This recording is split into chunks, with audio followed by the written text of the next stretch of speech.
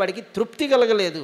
ఈ విధంగా సనకాదుల శాపాన్ని పొందినవాడైనా కూడా ఆ హిరణ్యకశిపుడు ఇంత చక్కగా ఉన్నాడయ్యా. తస్యోగ్రదండ సంవిఘ్నా సర్వే లోకా సపాలకా అన్యత్రాలబ్ధచరణా శరణం యడురచ్యుతం. చివరికి దేవతలు ఈ అఘాయిత్యాలను తట్టుకోలేక ఇంకొక గతి అనేది లేక పరమేశ్వరుణ్ణే నమ్మి, పరమేశ్వరుడు అంటే శ్రీ మహావిష్ణువునే నమ్మి ఆయన్నే శరణు పొందారు. ఇక లోకంలో ఎవ్వరి దగ్గర ఆయనకి శరణం అనేది దొరకలేదు. తస్యై నమోస్తు కాష్ఠాడి యత్రాత్మ హరిరీశ్వర యద్గత్వా ననివర్తంతే శాంతా సన్యాసినో మలాహ. యద్గత్వా ననివర్తంతే, ఏ హరిపదాన్ని పొందితే ఎవరు మళ్ళీ తిరిగి రానటువంటి ఆనందాన్ని పొందుతారో, ఎక్కడ శాంతులు సన్యాసులు నిర్మలు అయిన వాళ్ళు ఉంటారో ఆ హరిపదానికి, ఆ హరికి మేము నమస్కారం చేస్తున్నాం సుమా, ఆయన మమ్మల్ని అనుగ్రహించుగాక. హరి యొక్క ధామానికి నమస్కారం అన్నారు. తస్యై నమోస్తు కాష్ఠాడి, ఆ ధామానికి నమస్కారం. ఈ విధంగా నిర్మలమైన మనస్సుతో ఏకాగ్ర బుద్ధితో నిద్ర కూడా పోకుండా దేవతలు నారాయణుణ్ణి స్తుతి చేశారు. తేషాం ఆవిరభూద్వాణి, దేవతలు ఆ విధంగా బాధపడుతూ అలా ప్రార్థన చేయగా, తపస్సు చేయగా కొంతకాలానికి ఒక వాణి వినిపించిందట. అది ఎలా ఉన్నది? మేఘనిస్వన, మేఘ గంభీరమైనటువంటి స్వరమే సుమా. విష్ణుమూర్తి కనబడలేదప్పుడు ఆ సందర్భంలో, ఎందుకంటే దేవతలకు కూడా ప్రారంధం పండే సమయం రావాలి. అదే నేను మీకు మొన్నటి రోజున చెప్పినటువంటి విషయం. వెంటనే బీజములు ఫలములను ఇవ్వవు కదా, ఒక్కొక్కళ్ళకి ఒక్కో సందర్భంలో ఫలములు వస్తూ ఉంటాయి. కనుక దేవతలారా భయపడకండి. సన్నాదడంతీకభ సాధూనాం అభయంకరి, ఆ వాణి ఎలాంటిది? మహాత్ములకు అభయాన్నిచ్చేటువంటి వాణి. మా భయిష్ట విబుధ శ్రేష్టా, గొప్పవాళ్ళు శ్రేష్ఠులైన వాళ్ళారా మీరు భయపడకండి. సర్వేషాం భద్రమస్తువః, మీకు మంగళమగ్గాక. మద్దర్శనం హి భూతానాం, నా వాణి విన్నటువంటి, మద్దర్శనం అంటే ఇంకా అప్పటికి విష్ణువు కనబడలేదు కనుక నా యొక్క వాక్కు విన్నటువంటి మీకు సర్వశ్రేయోపపత్తడే, సకల కళ్యాణాలు కూడా సంభవిస్తాయి. జ్ఞాతమేతస్య దౌరాత్మ్యం, మీరు నాకు ప్రత్యేకించి చెప్పక్కర్లేదు. వీడు చేసేటువంటి అఘాయిత్యములన్నీ నాకు బాగా తెలుసు. దైతేడ అపసదస్య తస్య శాంతిం కరిష్యామి, దీనికి నేను సరైనటువంటి పరిష్కారాన్ని చేయగలవాడను. కాలం తావత్ ప్రతీక్షత, కొంతకాలం మీరు ఎదురు చూడవలసింది. యదా దేవేషు, ఎప్పుడైతే దేవతల పట్ల, దేవతల యందు, వేదముల యందు, గోవుల యందు, సాధువుల యందు, విప్రుల యందు, ధర్మము యందు, నాయందు ఎవడైతే విద్వేషం చేస్తాడో, అనగా ద్వేషిస్తూ ఉంటాడో, సవా ఆశు వినశ్యతి, వాడు అచిరకాలంలోనే నాశనమవ్వడం అనేది తథ్యమే. కనుక మీరు భయపడవద్దు. నిర్వైరాడ ప్రశాంతాడ స్వసుతాడ మహాత్మనే ప్రహ్లాదాజ యదాదృహ్యేత హనిష్యేపి వరోర్జితం. ఏ భూతముల పట్ల వైరం లేనటువంటి వాడు, ప్రశాంతమైన బుద్ధి కలవాడు అయినా తన కొడుకు పట్లనే వాడు అపరాధాన్ని చేస్తాడు. ప్రహ్లాదాయ, వాడి పేరు ప్రహ్లాదుడు, వాడి కొడకే వాడు ఎప్పుడైతే ఈ అఘాయిత్యాలను, అధర్మాన్ని చేస్తాడో అప్పుడు వాణ్ణి నేను సంహారం చెయ్యగలవాడను. ఇది నిశ్చయం సుమా అని చెప్పేట. చెప్పగానే దేవతలు అనుకున్నారు హిరణ్యకశిపుడు ఇక మరణించాడు కదా అని భావించారు. ఎందుకంటే హరి యొక్క మాట మీద వారికి అంత అచంచలమైన నమ్మకం. తస్య దైత్యపతే పుత్రాః చత్వారః పరమాద్భుతాః, మరి వాళ్లలో ఎవరున్నారు అంతటి గొప్పవారు అంటే చెప్తున్నాడు. ప్రహ్లాదః అభూన్ మహాంస్తేషాం గుణైర్మహదుపాసకాః, హిరణ్యకశిపుకి 4 పుత్రులు ఉన్నారయ్యా. వాళ్లలో ప్రహ్లాదుడి గుణం చాలా గొప్పది సుమ. బ్రహ్మణ్యః శీలసంపన్నః సత్యసంధః జితేంద్రియః ఆత్మవత్ సర్వభూతానాం ఏకః ప్రియ సుహృత్తమః. కొన్ని శ్లోకాలు చెప్పేటప్పుడు ఆ భాగవతుల యొక్క గుణాలు స్మరించుకోనిదే ముందుకు వెళ్ళకూడదు. అప్పటికీ కూడా నేను సెన్సార్ కటింగ్లు చేసే చెప్తున్నాను, లేకపోతే ఈ రోజంతా మీరు ఇక్కడే కూర్చోవాల్సి వస్తుంది. అంత పెద్దది ప్రహ్లాద చరిత్ర. అయినప్పటికీ కూడా కొన్ని ముఖ్యమైన విషయాల్ని ఖచ్చితంగా చెప్పే తీరవలసి ఉన్నది. ప్రహ్లాదుడు అంటే ఊరికే ప్రహ్లాదుడు సినిమాల్లో చూసిన పిల్లవాడు అనుకుంటే ఎలాగా, ఆయనలో ఉన్నటువంటి గుణాలేమిటిని స్మరణం చేయాలి. అందుకే చెప్తున్నాడు బ్రహ్మణ్య, గొప్ప బ్రహ్మజ్ఞాని, శీల సంపన్న, మంచి గుణాలు కలిగినవాడు, సత్యసంధ, సత్యవంతుడు, జితేంద్రియ, ఇంద్రియములను జయించినవాడు, ఆత్మవత్ సర్వభూతానాం, తన వలనే అన్ని భూతములను చూసేటువంటి వాడు, ప్రియ సుహృత్తమ, అట్లాంటి హితకారి అనేవాడు ఇంకొకడు లేడు సుమ. తమహ అంటే అందరినీ మించిపోయినవాడు అని అర్థం. అందరికీ మేలు చేయడంలో అందరినీ మించిపోయినవాడు. అంత గొప్పవాడు ఆయన. దాసవత్ సన్నతార్యాంఘ్రి, పెద్దవాళ్ళు కనిపిస్తే దాసుడి వలె నమస్కరిస్తాడు. పితృవత్ దీనవత్సల, కష్టాలలో ఉంటే తండ్రిలాగా ఆదుకుంటాడు.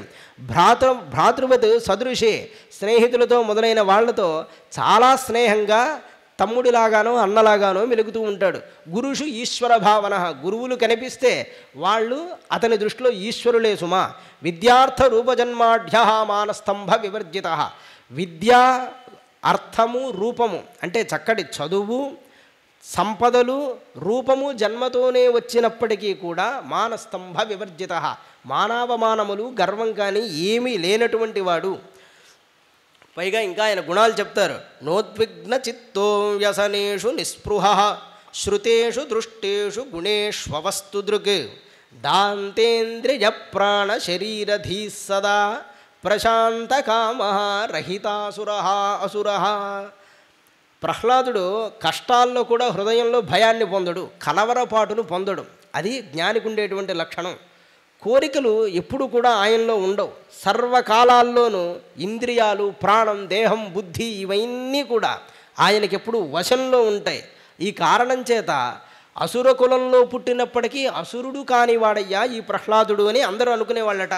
అంత గొప్పగా ఉన్నాడు ఈ ప్రహ్లాదుడు. ప్రహ్లాదుడి యందు లెక్కించలేనటువంటి ఎన్నో గొప్పదైన గుణములున్నాయి. ముఖ్యంగా ఉండేది ఏంటి?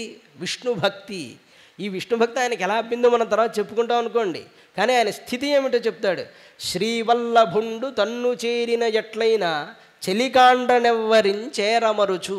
ఒక్కొక్కసారి విష్ణుమూర్తి భక్తితో తనను తాను మైమరిచిపోయి, విష్ణువు మీద భక్తితో మర్చిపోయి, విష్ణుమూర్తి తనను చేరినట్లు భావించుకుని చెలికాండనెవ్వరించేరమరుచు. 5 ఏళ్ల పిల్లవాడు పిల్లలతో ఆడుకుంటూ ఉంటాడు. ఆ కాలంలో అసలు ఆటలే మరిచిపోయి విష్ణుమూర్తిలోనే మనస్సు ఉంచేవాడు. ఆ ఆనందం ఎలా ఉంటుంది అంటే ప్రహ్లాదుడికి తెలుస్తుంది, మనకెలా తెలుస్తుంది. ఒక దోమ కుట్టినప్పుడు నొప్పి ఎలా ఉంది అంటే అడిగితే నేనేం చెప్తాను, అది కుట్టినవాడికి తెలుస్తుంది. తాడేపల్లి రాఘవనారాయణ శాస్త్రి గారు ఈ లోకంలో విపరీతంగా దొంగతనాలు, అనాచారం ఇవన్నీ పెరిగిపోయాయండి అని ఆయన చాలా బాధపడ్డారు. ఆయన చాలా మహానుభావుడు, అందరికీ తెలిసిన వారే కదండి. రాఘవనారాయణ శాస్త్రి అంటే ఎవరికి తెలియదు. అంతో ఇంతో ప్రవచనాలు వినే అలవాటు ఉన్న వాళ్ళకి అందరికీ ఆయన పరిచయమే. ఆయన ఒకానొక సందర్భంలో ప్రాయశ్చిత్తం చేసుకుని శరీరాన్ని విడిచిపెట్టాలంటున్నారు. అంటే ప్రాయోపవేశం, ఏమీ తినకుండా తాకుండా శరీరాన్ని విడిచిపెట్టడం. అందుకు ఉద్యుక్తులయ్యి తన శరీరాన్ని విడిచిపెట్టాలనుకుంటే అప్పుడు పరమాచార్య స్వామి వారు ఆయన్ని ఆ ప్రయత్నం నుండి విరమింపజేశారు. అంటే అలా శరీరాన్ని విడిచిపెట్టనవసరం లేదు నాయన, ప్రాయశ్చిత్తాలు చేసుకోవడానికి చాలా ఉన్నాయి ప్రాయశ్చిత్తాలు, అవన్నీ చేసుకోవచ్చు అన్నారు. అంటే అల్లుడు వచ్చి అడుగుతాడు, రాఘవనారాయణ శాస్త్రి గారు అల్లుడు అడుగుతాడు, అండి మీరు ప్రాయోపవేశానికి కూర్చున్నారు కదా, ఆ సమయంలో మీకు ఎలా అనిపించింది అన్నట్ట. అంటే అది నీకెలా తెలుస్తుంది రా నాయన, నువ్వు చేస్తే నీకు తెలుస్తుంది అన్నారు.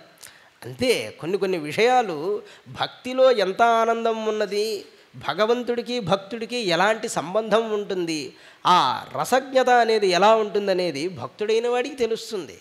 వేషాలు వేసుకుని వేషాలు కట్టేవాడికి అది అర్థం కాదు, లేదా కేవలం మనం అలా విని వదిలేసినా మనకి అది అర్థం కాదు. అది ఒక శుద్ధ సాత్వికమైన అవస్థ. అది తెలుసుకుంటే ప్రహ్లాదుడిని కనీసం నిందించకుండా ఉంటాం. పొగడడం దేవుడికి, మన పొగడతలు ఆయనకేం చేస్తాయి, ఆయన పొగిడితే మనకి మంచిది. కనీసం తిట్టకుండా అయినా ఉంటే అది మేలుగాక. శ్రీవల్లభుండు తన్ను చేరిన ఎట్లెనన్ చెలికాండనెవ్వరించేరమరచు, అసురారి తన మ్రోల నాడిన ఎట్లైన అసురారి. రాక్షసులకు విద్వేషి విష్ణువు, కానీ రాక్షస బాలుడే ఆయన్ని స్మరణం చేస్తుంటాడు. అసురారి తన మ్రోల నాడిన ఎట్లైన. నారాయణుడు తన వలే చిన్నపిల్లవాడిగా తన దగ్గర ఆడినట్లు అనిపిస్తే అసుర బాలురతోడ నాడమరచు, వాళ్ళ దగ్గరికి వెళ్ళి ఆడుకోవడాన్ని మర్చిపోతాడు. భక్తవత్సలుడు సంభాషించినట్లయిన, భక్తవత్సలుడైన నారాయణుడు సంభాషించినట్లుగా అనిపించింది అనుకోండి. పరభాషల కుమారు పలుకమరుచు. ఎవరైనా వచ్చి ప్రహ్లాద రా ఆడుకుందామంటే తిరిగి బదులు చెప్పడం మర్చిపోయేవాడు.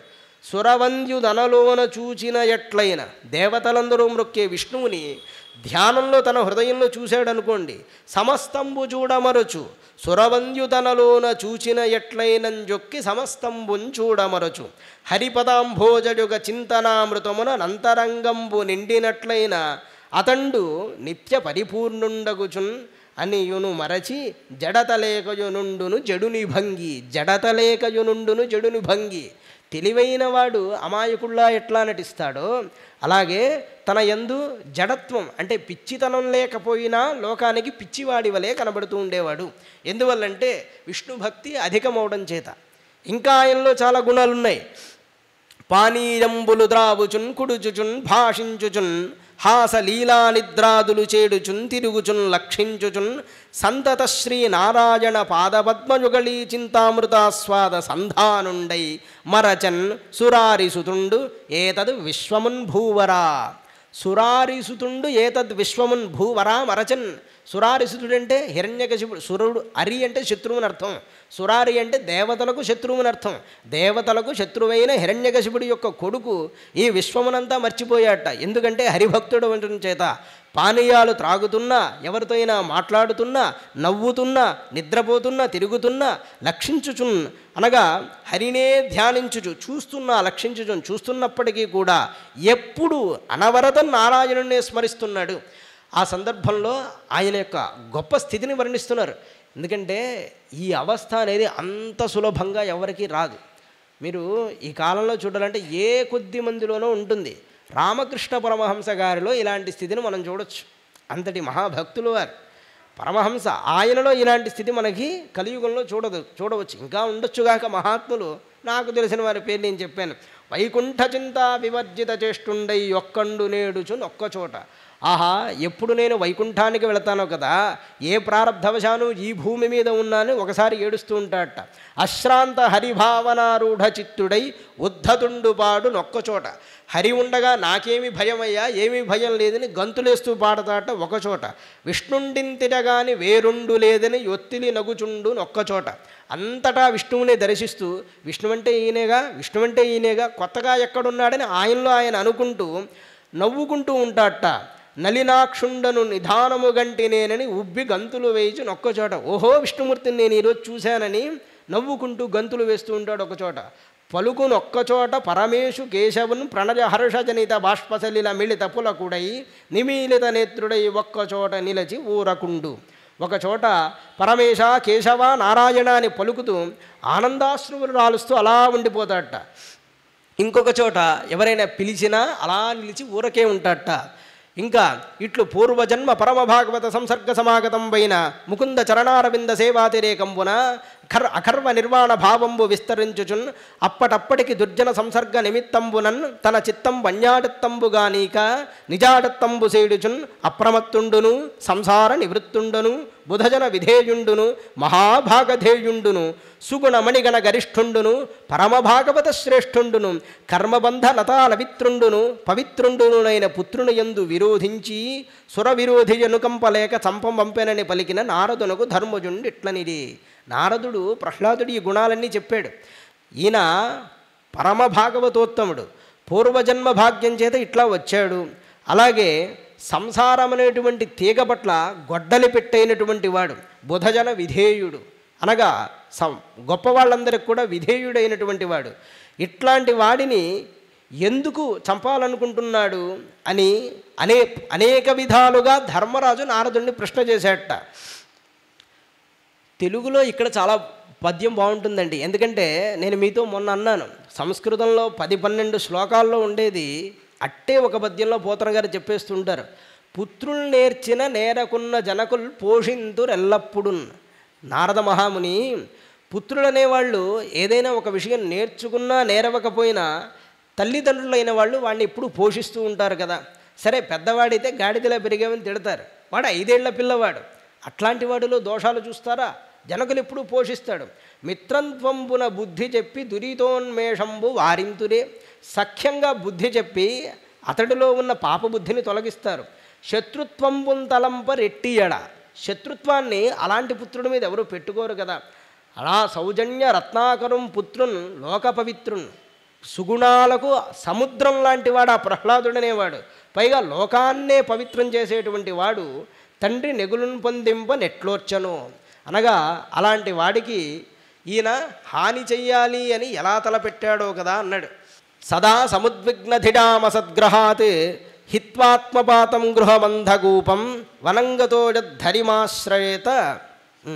ఈ విధంగా ధర్మరాజు అనగానే అప్పుడు ధర్మరాజు అన్నాడు కదా, ఇట్లాంటి సద్గుణాలకి సముద్రమైన ప్రహ్లాదుణ్ణి హింసించాలని ఏ తల్లిదండ్రులకైనా అనిపిస్తుందా? అలాంటి వాడిని ఎందువల్ల హింసించాలి అని అనుకున్నాడు హిరణ్యకశిపుడు. కాస్త నాకు ఆ విషయం చెప్తావా అన్నాడు.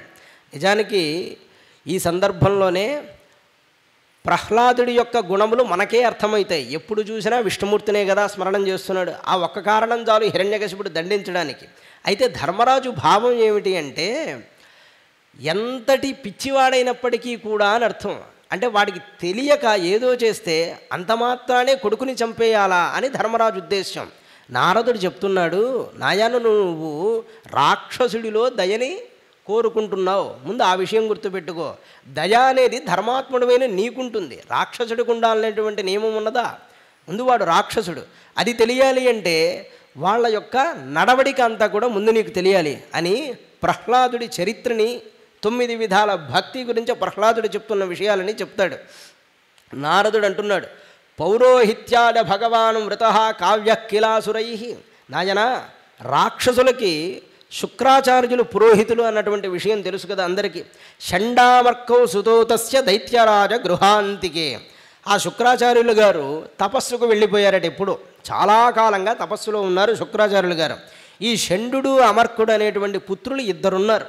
వాళ్ళు రాక్షసరాజైన హిరణ్యకశిపుడికి ఇంటి సమీపంలోనే నివాసం చేస్తూ ఉంటారు. తౌ రాజ్ఞాప్రాపితం బాలం ప్రహ్లాదం నజకోవిదం పాఠడామాసతు పాఠ్యాన్ అన్యాంశ్చ అసురబాలగాన్. హిరణ్యకశిపు మహారాజు అందరితో పాటు 4 మంచి విషయాలు నేర్చుకుంటాడు కదా. రాక్షసులకు పనికొచ్చే విషయాలు నేర్చుకుంటాడు. దేవతల్ని ఎలా ఇబ్బంది పెట్టాలి, స్త్రీలను ఎలా చెరచాలి, గంధర్వుల్ని ఎలా పాడు చేయాలనే మంచి మంచి విషయాలంతా మన పురోహితుల వారు నేర్పిస్తారు కదా అని చక్కగా బుద్ధిమంతుణ్ణి చేస్తారని ఆయన కొడుకుని తీసుకెళ్ళి శుక్రాచార్యుల వారి ఆశ్రమంలో విడిచిపెట్టాడు. ప్రహ్లాదుడు నయకోవిదం, తత్వజ్ఞానమునందు పండితుడే, కానీ ఇట్లాంటి తత్వం తెలిసినటువంటి వాడు కాదు. పాఠజామాసతు పాఠ్యాన్ అన్యాంశ అసురబాలకాన్. వాళ్ళు అనేకమైన పాఠాలు చదివించారు. రాక్షసులే గొప్పవాళ్ళు, దేవతలు చెడ్డవాళ్ళు, ఎప్పుడూ వాళ్ళ పక్షాన నువ్వు ఉండకూడదు, విష్ణువు మహాద్వేషి మనందరికీ అని చెప్పడం మొదలుపెట్టాడు. యత్తత్ర గురుణా ప్రోక్తం శుశ్రువే అనుపపాఠచ నసాధు మనసామేనే. నసాధు మనసామేనే అంటే ఆయన అంతా విన్నాడు. నావాడు పరాయివాడు అనే భేదాన్నే ఎక్కువ చూపించే పాఠాలు వీళ్ళు చెప్తున్నారు కనుక దీని యందు నా మనసు నిలబడడం లేదు కదా అనుకున్నాడు. స్వపరాసద్గ్రహాశ్రయాన్ అనగా తనవారు వేరే వాళ్ళనే భేదం తప్ప ఈ బోధల్లో సారం లేదు. ఏకదా అసురరాడు పుత్రం అంకమారోప్య పాండవ. ఇదిలా ఉండగా ప్రహ్లాదుణ్ణి చూడగానే తన తండ్రికి ముద్దు వచ్చి హిరణ్యకశిపుణ్ణి అంకమారోప్య తొడ మీద కూర్చోబెట్టుకున్నట్ట. పప్రచ్ఛ కథ్యతాం వత్స మన్యతే సాధుడద్భవాన్. నువ్వు నేర్చుకున్న వాటిలో నాకు ఏదైనా ఒక మంచి విషయాన్ని చెప్తావు అనగానే ప్రహ్లాదుడు అంటున్నాడు, తత్ సాధుమణ్యే అసురవర్య దేహినాం సదా సముద్విగ్నధిడాం అసద్గ్రహాత్ హిత్వాత్మపాతం గృహమంధకూపం వనంగతో యద్ధరిమాశ్రడేత. తండ్రి, నీకు విషయం చెప్పనా? గృహం అంధకూపం అన్నాడు. ఇల్లంటే నరకన్నాయన అన్నాడు. నీ దుంపదగి ఇలా మాట్లాడుతున్నాడు ఏమిట్రా వీడు? సదా సముద్విగ్నధిడాం అసద్గ్రహాత్. ఎందుకంటే ఎప్పుడూ ఉద్వేగం కలిగించడంలో ఇంటికి మించింది ఉంటుందా? అజ్ఞానజనితమైన తాపం వలనే ఇవన్నీ జీవుడు ఏర్పాటు చేసుకుంటున్నాడు. అందుకని వనంగత, బుద్ధిమంతులైన వాళ్ళు వనానికి వెళ్ళి యద్ధరిమాశ్రయత, హరిని ఆశ్రయిస్తేనే మంచి కలుగుతుందని నా అభిప్రాయం అన్నాడు. ఆహా, చూశాడు ఒక్కసారి ఎట్లాంటి వాడికి ఎలాంటి బుద్ధులు వచ్చాయిరా. అప్పుడు నారదుడు అంటున్నాడు, శ్రుత్వా పుత్రగిరో దైత్య పరపక్ష సమాహితా జహాస బుద్ధిర్బాలానాం భిద్యతే పరబుద్ధిభి. జహాస, మొట్టమొదట హిరణ్యకశిపుడు నవ్వాడు. ఆ చిన్నపిల్లవాడు కదా, ఎవరో మాయావులైన వాళ్ళు నన్ను వంచాలని ఈ విధంగా ఈ పిల్లవాడికి చెప్పారు. పోతన గారు ఇక్కడ మంచి పద్యం చెప్తారు. ఎట్టాడిన నట్టాడుదు రిట్టిట్టని పలుకనిరుంగ రితరుల శిశువులు దట్టించి ఎవ్వరేమని పట్టించిరో బాలకునకు పరపక్షంబుల్. పద్యం వినగానే మీకు అర్థమైపోతుంది సారం. పిల్లలు ఎలా అంటే అలా మాట్లాడతారు, వాళ్ళకి ఏమైనా తెలుస్తుందా? అందుకని శత్రువుల పిల్లలు ఎవరో ఇదంతా పూని చేశారు సుమా. నాకుం చూడగా చోద్యమయ్యడి కదా అయ్యో నాకు చూస్తే చాలా చిత్రంగా ఉంది కదా నా తండ్రి, ఓ నా ప్రహ్లాద, ఈ బుద్ధిదా నీకు లోపల దోచెను, ఈ బుద్ధి నీకు నిజంగా లోపల ఉందంటావా? పరులు దుర్నీతులు పట్టించిరో, దుర్నీతితో పక్కవాళ్ళు నీకేమైనా పట్టించారేమో, ఏకాంతంపున భార్గవులు పలికిరో, వీళ్ళని నమ్మి శుక్రాచార్యుల కొడుకుల్ని నమ్మి నీకు పంపించాను, కొంపతీసి వాళ్ళేమైనా నీకు ఈ విషయాలు చెప్పారా? ఈ దానవ శ్రేణికి వైకుంఠుండు కృతాపరాధుండు, మన జాతికి ఈ విష్ణు ఉన్నాడే వీడు మహా అపరాధం చేసినవాడు సుమా, అతనిని వర్ణింప నీకేటికిన్, ఆయన్ని వర్ణించడం నీకెందుకురా? మనం చేయాల్సిన పనులేమిటి నేను చెప్తాను విను. సురలందోలుటయో, దేవతలను తరమడము, సురాధిపతులను సృక్కించుటో, వాళ్ళని శుష్కింపజేయడము, సిద్ధులను పరివేధించుటయో, సిద్ధులందరినీ వేధించడము, మునిప్రవరులను బాధించటో, ఇవి మన జాతి లక్షణాలు. మునుల్ని బాధించడం మన లక్షణం. యక్ష కిన్నర గంధర్వ విహంగ నాగపతులను నాశంపునందించుటో, యక్షులు కిన్నలు గంధర్వులు వీళ్ళని నాశనం చేయడం అనేది మన పద్ధతి. ఇలా ఉండకుండా హరియంచున్ గిరియంచునేల, హరిగిరి అని చరిస్తావేరా, మోహాంధుడవై పుత్రక, మోహాంధుండవై ఉన్నావేమిట్రా వాడి దగ్గర అని ఈ విధంగా అన్నట అని. సమ్యక్ విధార్యతాం బాలః గురుగేహే ద్విజాతిభిః విష్ణుపక్షై ప్రతిచ్ఛన్నై నభిద్యేతాస్య ధీర్యథ. కపట వేషధారులైన ఈ విష్ణుపక్షీయులు ఎవరో ఉన్నారు అంటే విష్ణుమూర్తి పక్షంలో ఎవరో ఉండి కపటంగా రాక్షసులలోకి ప్రవేశించారు కనుక ఓ గురుపుత్రులారా వాళ్ళెవరో మీరు కనిపెట్టండి. నా బిడ్డకి విష్ణుమూర్తి గురించిన విషయాలు చెప్తున్నారు, అట్లా రాకూడదు సుమా, దీన్ని మీరు చక్కగా దృష్టి పెట్టి పరిశీలించాల్సిందన్నట్ట. అనగానే గృహమానీత మాహూయ ప్రహ్లాదం దైత్యరాజకాహ, అంటే దైత్యుడి దగ్గర పురోహితులైనటువంటి వీళ్ళు ప్రహ్లాదుని ఇంటికి తీసుకొచ్చారట. తీసుకొచ్చి ప్రశస్య శ్లక్షణావాచ సమపృచ్ఛంత సానుభి, మంచి మధురమైన స్వరంతో అన్నారు, నాయన ప్రహ్లాద భద్రంతే సత్యం కథడ, నువ్వు నిజమే చెప్పు, కథడ మామృష అబద్ధం చెప్పకు సుమ, బాలానతికుతస్తుభ్యం ఏష బుద్ధి విపర్యడ, పిల్లలకి ఎవ్వరికీ లేని ఈ చెడ్డలవాడు నీకు ఎక్కడి నుంచి వచ్చింది అన్నారు. వాళ్ళ దృష్టిలో అది చెడ్డలవాడు, హరిని గురించి చెప్పడం. నీకు ఈ చెడు బుద్ధి ఎవరైనా శత్రువులు చెప్పారా, లేక నీ అంతటా నీకే కలిగిందా? మీ వంశీయులకు ఆనందం అంతా కూడా నీ అధీనంలో ఉన్నది సుమా, నువ్వు ఎలా ఉంటే మీ నాన్నగారు ఆనందిస్తారు, నువ్వు అట్లా ఉండాలి, అంతే తప్ప ఇలా ఉండొచ్చా? చెప్పు నీకు ఈ విషయాలన్నీ ఎవరు చెప్పారు అంటే ప్రహ్లాదుడు అంటున్నాడు, గురువుగారు వాస్తవానికి ఒకడు చెప్తే వచ్చేటువంటిదా ఈ బుద్ధి అనేది, ఎంత చెప్పినా ఒకడు చెబితే రాదండి, పరాయివాడు తనవాడు అనే భేదం మాయ చేత కనబడుతోంది సుమా, అట్టి మాయాధీశుడైన భగవానుడైన విష్ణువుకి నమస్కారం అన్నట్ట. మళ్ళీ ఒరిని దుంపదగా ఇలా ఉన్నాడు ఏంట్రా అనుకున్నాడు. ఇనుము అజస్కాంత సన్నిధి నెట్లు భ్రాంతమగు హృషికేశు సన్నిధి, గురువుగారు ఇనుముని అజస్కాంతం దగ్గర మీరు పెడితే అజస్కాంతానికి ఇనుము అతుక్కుంటుంది కదా, అట్లా విష్ణుమూర్తి సన్నిధానానికి నా మనస్సు ఊరికే వెళ్ళిపోతుంది, నన్ను ఏం చేయమంటారు? అది నా తప్పు కాదు సుమా. మందార మకరంద మాధుర్యమునదేరు మధుబంబువోవునే వదనములకు నిర్మల మందాకిని వీచికల దూగు రాజంచనుని తరంగిణులకు లలిత రసాల పల్లవ ఖాతిడి చెక్కు కోయిల చేరునే కుటజములకు పూర్ణేందు చంద్రికా స్ఫురిత చకోరక మరుగునే సాంద్రనీహారములకు అంబుజోదర దివ్య పాదారవింద చింతనామృతపాన విశేష మత్త చిత్తం ఏ రీతి నితరంబున చేర్చనీదు వినుత గుణశీల మాటలు వేయినేలా అంటాడు. అంటే చక్కగా మందారాల మీద తేనె తీసుకునేటువంటి తుమ్మెదకు సారం లేని మంగ చెట్ల మీదకి పోవడానికి మనసు అనేది కలుగుతుందా? రాజంచకు అల్పమైనటువంటి నదుల్లోకి వెళ్ళడానికి సాధ్యపడుతుందా? అట్లాగే మామిడి లేత చిగురును తినేటువంటి కోకిలకి సారం లేనటువంటి వాటిని తినడానికి ఇష్టపడుతుందా అంటూ ఇలా వివిధమైనటువంటి ఉపమానాలతో నా మనస్సు విష్ణుమూర్తిని చూడడానికి ఇష్టపడింది, ఈనాడు సారం లేనటువంటి విషయాలను చూడడానికి ఇష్టపడుతుందా అని చెప్పగానే చాలా కోపపడి అంటున్నట్ట, అరే ఎవరు చెప్పారో, మొత్తానికి వీడికి దండం తీసుకుంటాంట్రా, వీడిని దండించాలి అనుకుంటున్నట్ట. భగవానుడు ఆత్మస్వరూపుడై ఉన్నాడు, అయినప్పటికీ మీరు అది గుర్తించడం లేదనగానే ఆ గురుపుత్రులు అంటున్నారు, ఆనీడతాము అరే వేత్రం, వేత్రం అంటే కర్ర, దండమని, కర్ర తీసుకురావలసింది పిల్లల్లారా, వీడు అస్మాకం అయశస్కర, మనందరికీ కీర్తిని తెచ్చేవాడు కాదు సుమా, అకీర్తిని తెచ్చేటువంటి వాడు. కులాంగారస్య దుర్బుద్ధే, కులమునకు నిప్పు లాంటి వాడు సుమా ఈ ప్రహ్లాదుడు అని కనిపెట్టారు వాళ్ళు. కులాంగారస్య దుర్బుద్ధే చతుర్థోస్యాదితో దమః, వీడికి 4వదైన ఉపాయమే సరైనది అన్నారు. 4వదైన ఉపాయం అంటే సామదాన భేద దండోపాయాలు కదా, దండోపాయమే వీడికి సరైనటువంటిది సుమా. అలా కుడితేనే వీడు మారతాడు.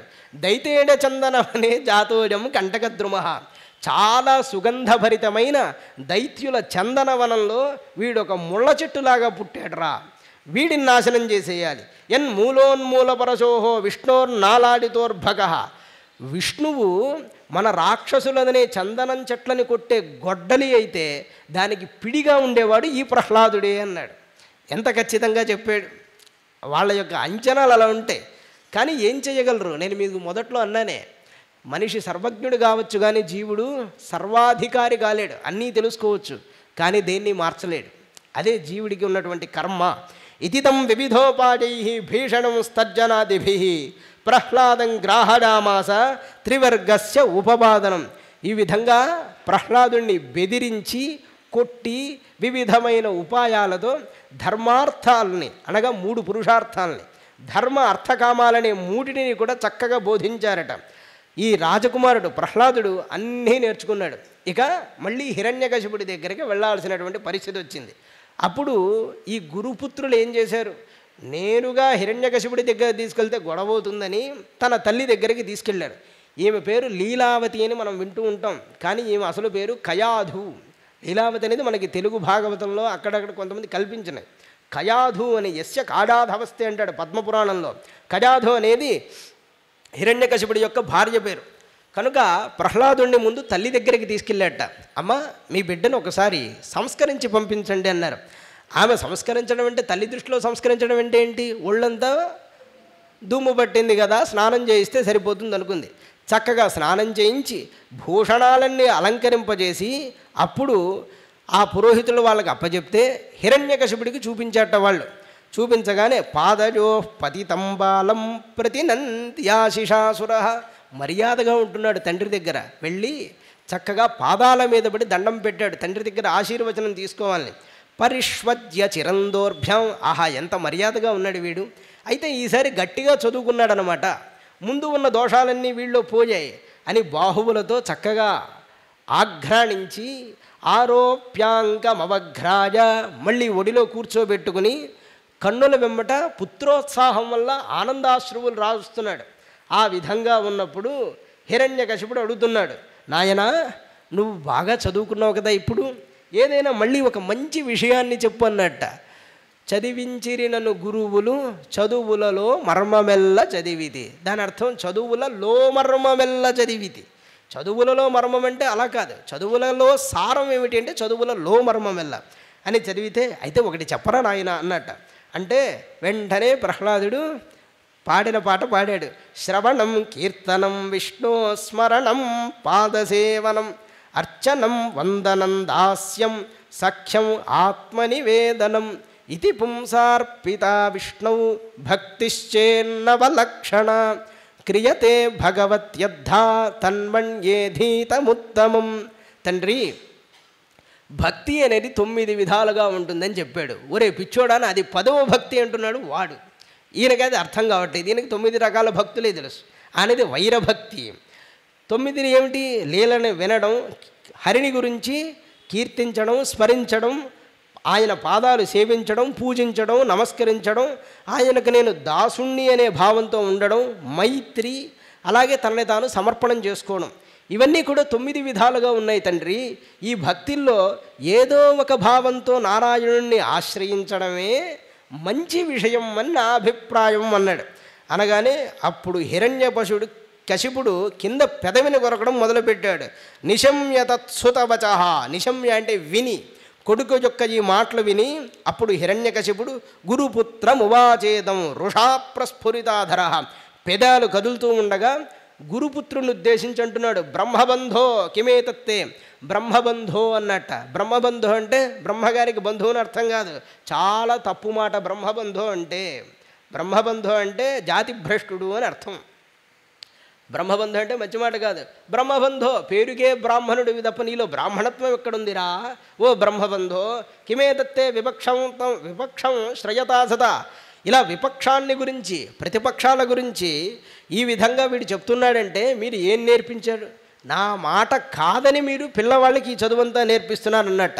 అనగానే గురుపుత్రుడు అన్నాడు, నమత్ప్రణీతం న పరత్ప్రణీతం. స్వామి నువ్వు చాలా తప్పుగా అనుకుంటున్నావు సుమా, ఇది మేం చెప్పినటువంటిది కాదు, పక్కవాడు చెప్పింది కాదు. సుతో వదత్యేష తవేంద్ర శత్రు. నీ కొడుకే ఇలా చెప్తున్నాడయ్యా. నువ్వు ఇంద్రుడికి శత్రువి అంటే దేవతలందరినీ అదుపులో పెట్టుకున్నవాడివి నువ్వు ప్రస్తుతం. అట్లాంటి వాడివి నీ దగ్గర ఎవరు తప్పు చేస్తారు? నైసర్గికి యమ్మతిరస్య రాజన్. నైసర్గికి అంటే సహజంగానే నీ కొడుక్కి ఈ గుణాలన్నీ వచ్చాయి, ఇది మర్చిపోవద్దు అనగానే అప్పుడు హిరణ్యకశిపుడు ప్రహ్లాదుడి వైపు తిరిగి అంటున్నాడు, అమంగళకరం దుష్టమైన ఈ బుద్ధి నీకు గురువు నేర్పింది కాకపోతే ఎట్లా అబ్బిందిరా అని అడిగట. ప్రహ్లాదుడు అంటున్నాడు, తండ్రి ఇల్లే వ్రతంగా కలిగి అంటే ఇంటిని పోషించుకోవడమే వ్రతంగా కలిగి ఈ సంసారంలో చరించే వాళ్ళకి ఒకళ్ళకు చెబితే మాత్రం కృష్ణుడి మీద బుద్ధి లగ్నమవుతుందా? స్వయంగా భక్తి చేస్తే తప్ప కృష్ణుడి మీద మనస్సు లగ్నం కావడం అనేది కుదరదు సుమా. వెంటనే అనద్దు, కృష్ణుడు అప్పుడు పుట్టలేదు కదండి కృష్ణుడి మీద అని ఎందుకన్నారని. కృష్ణుడు అంటే అక్కడ నారాయణుడు అని అర్థం. కృష్ణ పాపాన్ కరషదీది కృష్ణ అంటే పాపములన్నిటినీ దున్నివేసేవాడు కనుక ఆయనకి కృష్ణుడు అని పేరు. కృష్ణ శబ్దం ముందే ఉంది, తర్వాత కృష్ణుడికి పెట్టారు ఆ పేరు. అత్సపు చీకటింబడి గృహవ్రతులై విషడ ప్రవిష్టులై చచ్చుచున్ పుట్టుచున్ మరల చర్విత చర్వణులైన వారికి చెచ్చరబుట్టునే పరులు చెప్పిననైనా.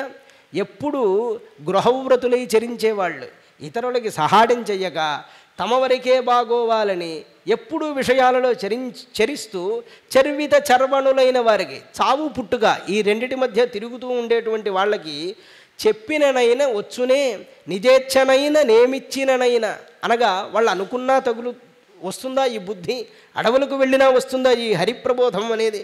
అలా రాదు. కానీ ప్రయత్నపూర్వకంగా నారాయణుణ్ణి పట్టుకోవాలి సుమా. సాక్షాత్తు రాక్షసరాజుతో ఇలా మాట్లాడుతున్నాయంటే ఆయన ధైర్యం అలాంటిది. చెప్తాడు, సంసార జీమూత సంఘంబు విచ్చునే చక్రిదాస్య ప్రభంజనము లేక. తండ్రి సంసారం మనల్ని మేఘాలలాగా కప్పేస్తుంది సుమా. నిజం అనేది ఏంటో తెలుసుకునే లోపే ఆయుష్యంతా అయిపోతుంది. అందుకే ఓ కవి అన్నాడు కదా, ఆయురు వర్షశతం భువినునాం రాత్రవు తదర్థం గతం. 100 ఏళ్ల ఆయుష్లో 50 ఏళ్ళు నిద్రకే పోతే మిగిలింది చేసేదేముంది? ఇక అందులో విభజన చేస్తాడు ఎట్లా ఉంటుందో. అలాంటి సందర్భంలో సంసారం మేఘంలాగా మనల్ని కప్పినప్పుడు చక్రికి నేను దాసుణ్ణి అంటే నారాయణుడికి దాసుణ్ణి అని సేవ చేస్తే ఆ పుణ్యఫలం మహావాయువుల్లాగా ఈ అజ్ఞాన రూపమైన మేఘాలను వెళ్ళగొడుతుంది. అలా చక్రిదాస్య ప్రభంజనం లేక సంసార జీమూతం, సంసార మేఘాలు పోతాయంటావా? తాపత్రయాభీల దావాగ్నులారునే విష్ణు సేవామృత వృష్టి లేక. సంసారులు ఎప్పుడు తాపత్రయాల్లో కొట్టుకుంటూ ఉంటారు. ఆ తాపత్రయాలు అగ్నిలాగా జీవుల్ని దహిస్తూ ఉంటే విష్ణు సేవ అనే అమృత వృష్టి కురవకపోతే వాళ్ళకి శాంతి కలుగుతుందంటావా? సర్వంకషాఘౌఘ జలరాసులింకునే హరిమనీషా బడబాగ్ని లేక.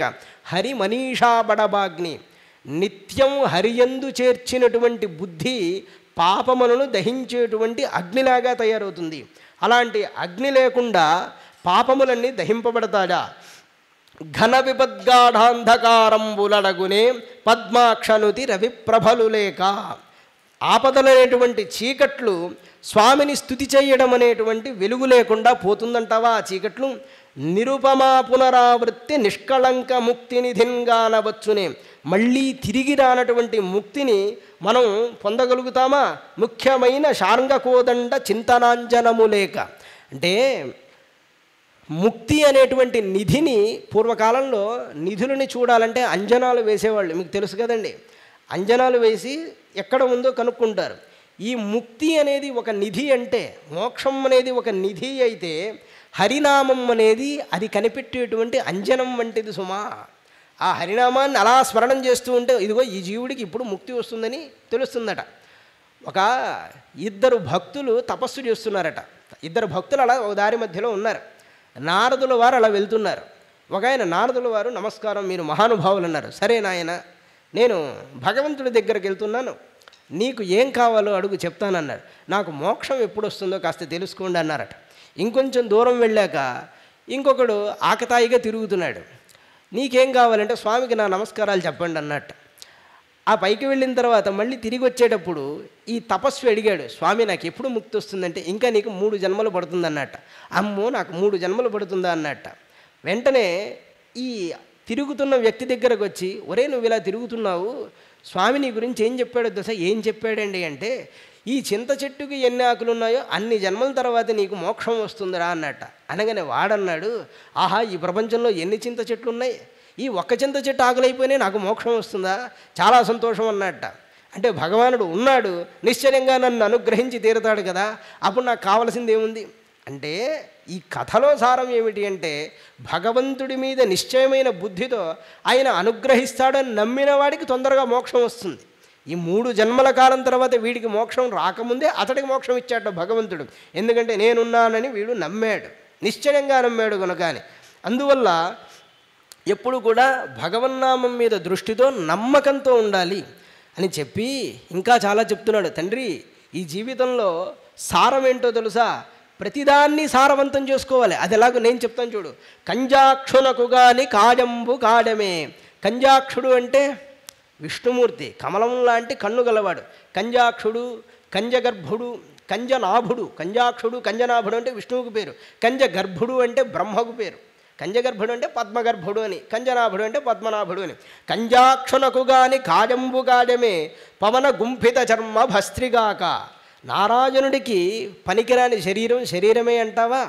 ఇది నిరంతరం ఊపిరి పీలుస్తూ వదులుతూ ఉండేటువంటి ఒక తోలు తిత్తియే సుమ. పవన గుంఫిత చర్మ భస్త్రిగాక. ఒక కవి అంటాడు, మనం ఒక బుడగలో వాయువుని నింపి పెట్టినప్పుడు ఒక చిన్న పిన్నీసుతో అట్లా పొడిస్తేనే అందులో ఉన్న గాలి వెళ్ళిపోతుంది. ఈ శరీరానికి 9 రంధ్రాలు ఉన్నాయి ఈ శరీరం అనే బూరకి. అయినా కూడా నిరంతరం గాలి వెళ్తూ వస్తూ ఉంటుంది. ఇది ఎంత చిత్రంగా ఉంది. వెళ్తే గాలి పూర్తిగా వెళ్ళిపోవాలి, కానీ గాలి వెళుతూ వస్తుందంటే ఇది భగవంతుడు లీల కాదా అన్నాడు. అలాంటి తోలుతిత్తి ఎప్పుడు సార్థకత చెందుతుంది? హరి యొక్క సేవ చేసినప్పుడే. వైకుంఠు పొగడని వక్త్రంబు వక్త్రమే ఢమ ఢమధ్వనితోడి ఢక్కగాక. వైకుంఠుడు నారాయణుణ్ణి పొగడని వక్త్రమే అంటావా? అది ఊరికే డబడబా మాట్లాడే ఢక్క అయిపోతుందయ్యా. హరిపూజనము లేని హస్తంబు హస్తమే తరు శాఖ నిర్మిత దర్విగాక. మంచి శ్రేష్టమైన చెట్టుతో ఆ చెక్కని తీసుకుని ఓ గరిట తయారు చేస్తే ఆ గరిట ఎట్లాంటిదో, తన చేత్తో హరిపూజ చెయ్యకపోతే ఆ గరిట వీడి చెయ్యి 2 ఒకటే సుమ. కమలేషు చూడని కన్నులు కన్నులే అనగా నారాయణుడి ఆలయానికి వెళ్ళి ఆ హరిని సేవించకపోతే ఆ కన్నులు కన్నులే అంటావా? గోడకి పెట్టినటువంటి 2 రంధ్రాలు కావు అవి. తను కుడ్యజాల రంధ్రములుగాక చక్రి చింతలేని జన్మంబు జన్మమే. హరిచింత లేకపోతే ఆ జన్మమేనా? తరల సలిల బుద్బుదంబుగాక. నీటి మీద బుడగలాంటిది ఆ జన్మసుమ. విష్ణు భక్తి లేని విబుధుండు విబుధుడే. విష్ణు భక్తి లేనివాడు అసలు విబుధుడే, పండితుడే అంటావా? పాదయుగముతోడి పశువుగాక. 2 కాళ్ళతో ఉన్న పశువు సుమ అన్నాడు. ఇప్పుడు ఈ మాట ఎవరికి తగిలింది? తండ్రికే తగిలింది. ఏమిరా వీడిలా తిడుతున్నా అన్నాడు. అయినను ఇంకా చెప్తున్నాడు, కమలాక్షు నర్చించు కరములు కరములు. తండ్రి నువ్వేమన్నా ఇది నా నిశ్చయం అన్నట్లుగా చెప్తున్నాడు. కమలాక్షుణ్ణి అర్చిస్తేనే అవి చేతులు. శ్రీనాథు వర్ణించు జిహ్వ జిహ్వ.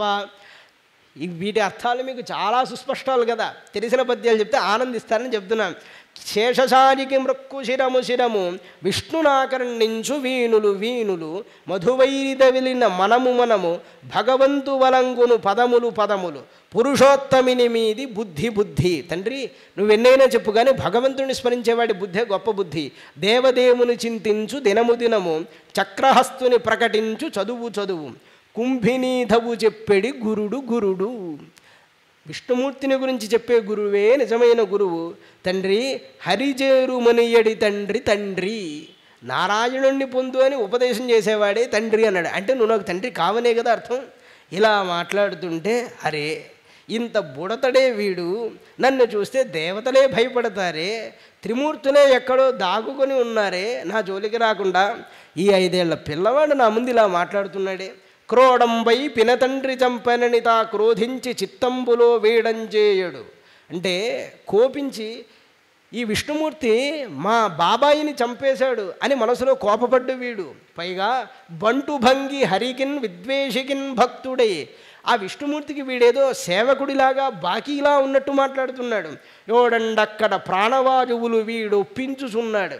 ఇంతమంది ఉన్నారు కానీ ఎవరు నా ప్రాణాలను నొప్పించలేదురా నాయన, వీడి మాటల చేత నా ప్రాణాలనే నొప్పిస్తున్నాడు సుమా.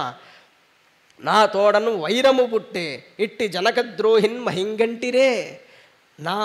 నా కడుపున అనగా నాకు చాలా శత్రుత్వమే పుట్టింది సుమా. ఇట్లాంటి తండ్రికి ద్రోహం చేసే కొడుకుని మీరు ఎప్పుడైనా చూశారా అని అంటున్నట్ట. పంచాబ్దంబులవాడు తండ్రిరగున పక్షంబు నిందించి యత్కించిత్ భీతిడు లేక, 5 ఏళ్ల పిల్లవాడు తండ్రినైన నా పక్షాన్ని నిందించి ఏ కొంచెం భీతి లేక విష్ణు సహి నహితుని కీర్తించుచున్నాడు. విష్ణుని అహితుని అనగా రాక్షసులకు మంచి చేయనటువంటి విష్ణువుని కీర్తించుచున్నాడు. వల్దంచుని చెప్పిన మానడు, వద్దని చెప్తే మానడు. అంగమునన్ పుత్రాకారతను వ్యాధి జనించే, నాకు పుత్రుడి రూపంలో ఒకనొక వ్యాధి జనించిందయ్యా. వీని వధించి 2 ధనుజుల్ మీమీ పటుత్వంబులల్, వీడిని వెంటనే తీసుకువెళ్ళి వధించేయండి అయ్యా. ఇదే వీడికి సరైనటువంటి శిక్ష సుమ. సంస్కృతంలో ఓ మాట ఉంది, విష్ణోర్వా సాధ్వసూకిన్ను కరిష్యత్య సమంజస సౌహృదం దుశ్చరం పిత్రోహో అహాద్య పంచహాజన అంటాడు. అహాతి అంటే 5 ఏళ్ల పిల్లలకి తల్లిదండ్రుల్ని విడిచిపెట్టడం చాలా కష్టం. అట్లాంటిది వీడు ఈ వయసులోనే మమ్మల్ని విడిచిపెట్టి విష్ణు భక్తి చేస్తున్నాడు. బాగానే ఉంది, కానీ వీడు విష్ణుమూర్తికైనా చేయగలిగే ఉపకారం ఏముందబ్బా అని ఆలోచిస్తున్నాడు. 5 ఏళ్ల పిల్లవాడితో విష్ణుమూర్తికి ఏ పని లేదుగా, ఎందుకంటే వీడికి ప్రహ్లాదుడు ఏ ఉపకారం చేయట్లేదు కాబట్టి విష్ణుమూర్తికి కూడా లేదని ఈయన భావం. కొత్తగా ప్రహ్లాదుడు చేసేటువంటి ఉపకారం ఏమున్నది అనుకున్నాడు. అని అంగవ్రాతములో చికిత్సకుండు దుష్టాంగంబు ఖండించి శేషాంగ శ్రేణికి రక్షసేను క్రియని యజ్ఞం కులద్రోహి దుస్సంగున్ కేశవ పక్షపాతిన్ అధమున్ చంపించి వీరవ్రతోత్తుంగ ఖ్యాతించరించదన్ కులము నిర్దోషంపుగా వించదన్. శరీరంలో ఒక చోట కనుక వ్యాధి జనించినట్లయితే చికిత్సకుడైన వాడు ఆ యొక్క అంగాన్ని ఖండించి మిగిలిన శరీరాన్ని కాపాడేటువంటి రీతిలో ఈ మూర్ఖుడైన కేశవ పక్షపాతిని చంపి నా యొక్క కులాన్ని నిర్దోషంగా గావించుకుంటాను సుమా, అంటే దోషం లేని విధంగా గావించుకుంటాను సుమా అన్నాడు. అని హంతవ్యుండు రక్షింపను మంతవ్యుండు గాడు యముని మందిరమనుకును గంతవ్యుండు వధమనకు ఉపరంతవ్యుండు అనక చంపిరండి పొడుచున్. వధమనకు ఉపరంతవ్యుండు అనక అంటే పాపం చిన్న పిల్లవాడు, చంపమోని అనవద్దయ్యా వీడిని, వెంటనే చంపండి. హంతవ్యుండు చంపదగిన వాడే, రక్షింపను మంతవ్యుండుగాడు, వీడు రక్షింపదగినటువంటి వాడు కాదు. ఇంకో ఆలోచన లేదు సుమా, వీడిని తీసుకువెళ్ళండి అన్నారు. అలా తీసుకువెళ్ళగానే ఏమేమి చేశారట, దిగ్గజైర్ దందశూకైశ్చ అభిచారావపాతనై, ముందు మెడ వరకు ఆయన్ని భూమిలో పాతిపెట్టి ఏనుగుల చేత తొక్కించారట, కానీ ఆయనకి మరణం కలగలేదు. దందశూకైశ్చ కాలసర్పముల చేత కాటు వేయించారు, అయినా ఆయనకేమీ కాలేదు. అభిచారాది క్షుద్రక్రియలు చేశారు, అయినా ఏమీ కాలేదు. మాయాభిస్సన్నిరోధైశ్చ రాక్షసమాయలన్నీ ఎన్నో పన్నాడు హిరణ్యకశిపుడు, భయపడలేదు. గరదానై అభోజనై చక్కటి పాయసంలో విషాన్ని పెట్టి ఇచ్చారు, దాన్ని స్వీకరించాడు. హిమవాయు అగ్నిశిల సలిలై గొప్పదైనటువంటి మంచులో అలా ప్రహ్లాదుని ఉంచేశారట, అయినా హరిభక్తి ఎందే ఉన్నాడు ఆ మహానుభావుడు. ప్రళయవాయువుల మధ్యలో నిలబెట్టారు, అయినా ఏమీ కాలేదట. చక్కగా అతని నవరంధ్రాలు మూసేసి ఊపిరాడక చేశారట, అయినను ప్రహ్లాదుడికి మరణం రాలేదు. పర్వతాక్రమణైనపి గొప్ప గొప్ప పర్వతాల నుంచి తోడించాడు, అయినా కూడా అతడు మరణించలేదు. న శశాక యదాహంతుం అపాపమసురస్సుతం చింతాం దీర్ఘతమాం ప్రాప్త తత్కర్తుం నాభ్యపద్యత. న శశాక అంటే సమర్థుడు కాలేదు అని. ఈ విధంగా ఎన్ని ఉపాయాలు చేసినా సరే వీడు చచ్చిపోవడం లేదే. చింతాన్ దీర్ఘతమాం ప్రాప్త. అప్పుడు హిరణ్యకశిపుడిలో చింత అనేది మొదలైందట. ఏమని, ఏషమే బహ్వసాధూక్త, అయ్యో వీడు ఇంత భయంకరంగా ఉన్నాడే, చూడ్డానికి చిన్నపిల్లవాళ్ళ ఉన్నాడు, కానీ వీడితో అనేకమైన పరుషవాక్యాలు పలికాను, శూలంతో పొడవడం, ద్రోహాలు చేయడం, చేతబళ్ళు చేయడం, అనేకమైన ఉపాయాలతో వీడిని నిర్జించాలని చూశాను. కానీ వీడు వెంటనే విముక్తుడైపోయాడు. వీడు నాకు దగ్గరలోనే ఉంటున్నాడు. Thanks for watching. Please comment, like, share and subscribe our channel.